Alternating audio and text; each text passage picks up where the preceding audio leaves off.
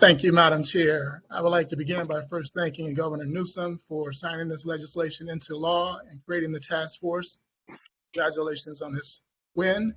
I'd like to thank the California General Assembly for moving this legislation to the governor's desk, and certainly I want to thank Secretary of State Weber for introducing this legislation as an assembly person in the California legislature. Also thank the task force for inviting me here today. I come before this task force today as a Black man in America, a descendant of Africans enslaved in the United States, a descendant of Africans targeted for Jim Crow apartheid violence and racial discrimination, and a person born shortly before the end of legal racial segregation who has witnessed and/or endured all manner of continued injustices and harms directed at Blacks in America. I came into the reparations movement because of these injustices, both collective and personal. As a young man, aged 27, I was unjustly accused, convicted, and incarcerated for a crime that never happened. Like many Black men who come in contact with the criminal justice systems in America, evidence plays absolutely no part in the proceedings. As a result, I was sentenced to 20 years of incarceration, which I completed 9 years and 9 months as a result of the quote unquote good time I earned.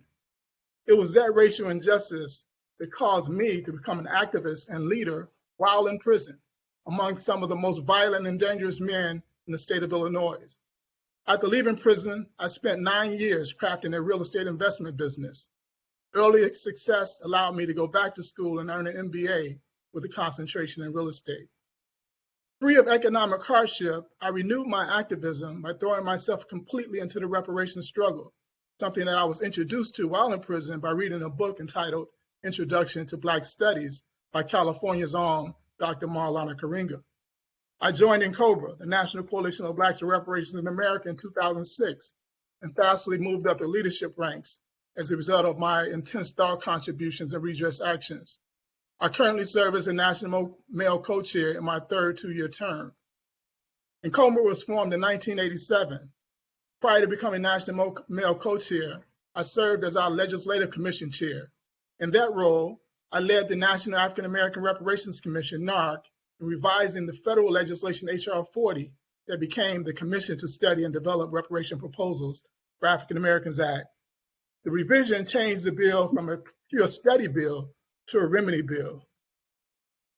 In addition to serving as a NARC commission, I was sought to sit on the advisory committee of the African American Redress Network, a joint collaboration with Howard University's Thurgood Marshall Law Center and Columbia University's Human Rights Center. I chair or serve as the director of several other national reparations formations, including First Repair, whose executive director is none other than Robin Ruth Simmons, former council member in Evanston, who will soon deliver the first local reparations initiative in this country. I've spoken in many major cities in America where there are large Black populations, as well as internationally in South Africa, Ethiopia, and recently Guinea-Bissau. I gave testimony in April of this year before the Congress of the United States during the House of Representatives Judiciary Committee hearing HR 40, exploring the path to reparatory justice in America. I entitled my presentation then, Reparations is for Repair and the Need to Pass HR 40 Now. I would like to begin my remarks today by reminding or informing this task force of the September 2001 United Nations Human Rights Commission's hosting of a global conference in Durban, South Africa. That conference, the World Conference Against Racism, Xenophobia, and Related Intolerances, attracted 14,000 attendees.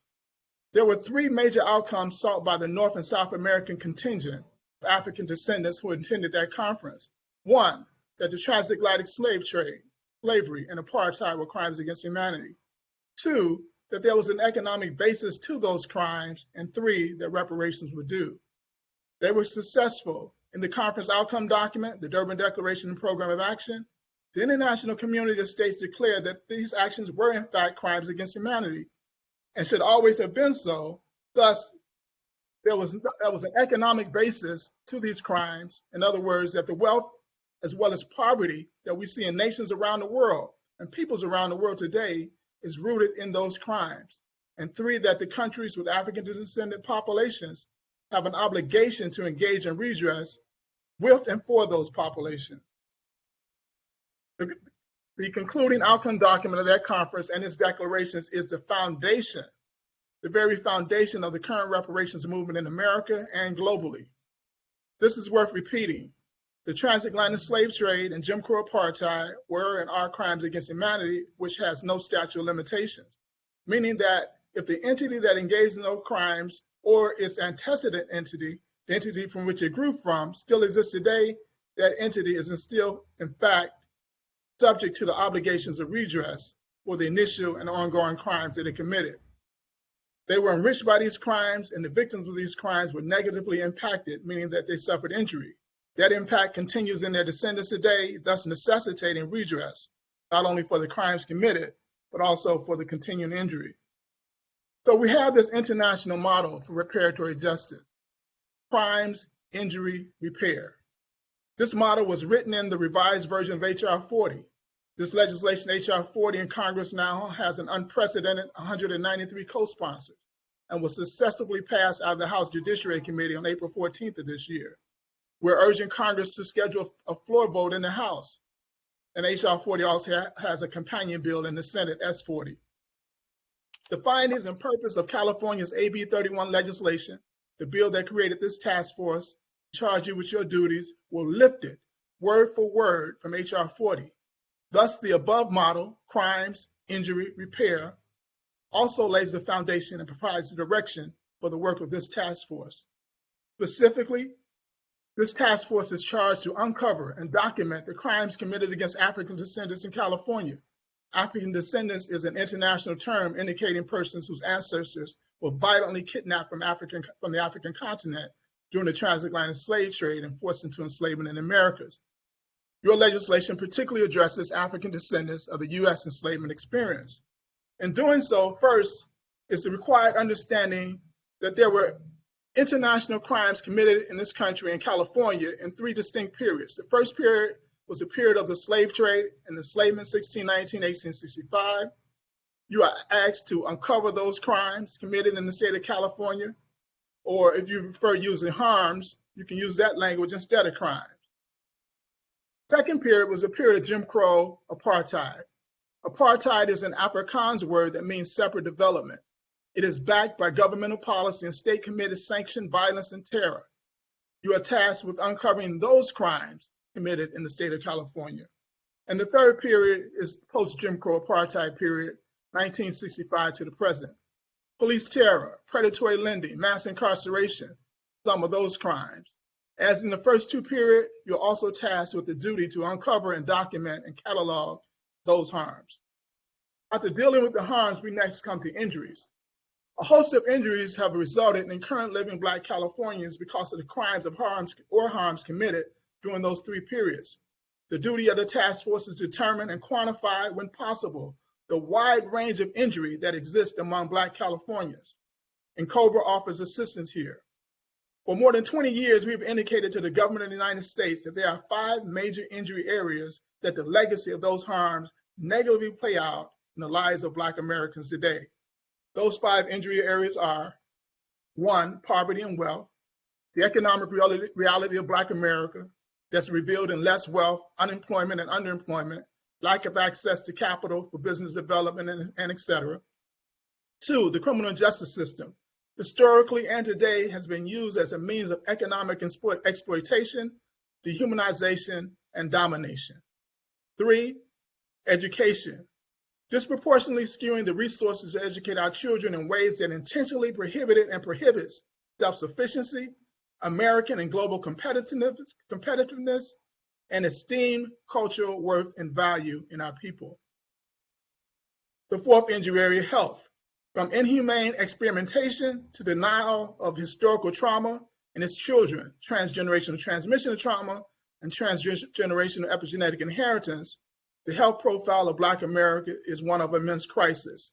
And 5, peoplehood, the devastating attack on African humanity, identity and culture, producing not only among whites, but also among some Blacks, a belief system that confers an immense value on whiteness while simultaneously criminalizing and violently devaluing Blackness. This resulting in anti-Black behavior by whites and retarding potential in Black people. These injury areas have to be examined by this task force. Finally, then, there's repair. Uncovering and identifying the harms, quantifying and illuminating the injury naturally leads to reparatory mechanisms to redress those injuries. Here, written into AB 3121, is your mandate to propose remedies in alignment with international norms of full reparations, which NCOBRA calls full repair, as well as special measures. Full reparations enshrined in international law has as its object to, quote, wipe away all consequences, unquote, of the crimes or harms. The framework for achieving that challenge consists of 5 components. Component 1, cessation, assurances, and guarantees of non-repetition. A state responsible for wrongfully injuring a people is under an obligation to A, cease the act if it's continuing, and B, offer appropriate assurances and guarantees of non-repetition. The second component is restitution and repatriation. Here, one is charged to reestablish the situation which existed before the wrongful act was committed, to restore the victim to the original situation before gross violations of international law occurred. How includes restoration of freedom, recognition of humanity, identity, culture, repatriation, livelihood, and wealth. 3, compensation. The injuring state is obligated to compensate for the damage if damages is not made good by restitution. Compensation is any financially accessible damage suffered. Proper compensation is such that it is appropriate and proportional to the gravity of the violation and circumstances. The fourth component, satisfaction, as a means of reparations for moral damage, such as emotional injury, mental suffering, and injury to reparation. And finally, 5, rehabilitation. Rehabilitation consists of mind, body, emotional, and spiritual healing. Segregation crimes. Briefly, after full reparations, special measures must also be taken into account.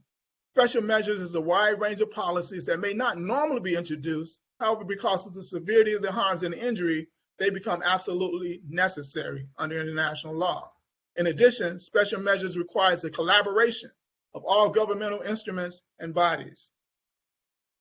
Thus, I have attempted to lay out broad but also specific guidelines for the duty of this task force. It is needless to say that your work will inform the federal government, as well as local and other state reparatory justice efforts around the country. NCOBRA is committed to encouraging synchronistic actions in these reparatory efforts. You have added in our mission by basing your legislation on HR 40, from which other municipalities and states have followed. NCOBRA is here for continued assistance to this task force every step of the way going forward. And with that, I would say, Asante Sana, many thanks for the justice work you have engaged and for allowing NCOBRA to offer our aid. A Luda Continua, Pamoja Tashindi, and Billy Shaka. The struggle continues. Together, we will be victorious. Thank you.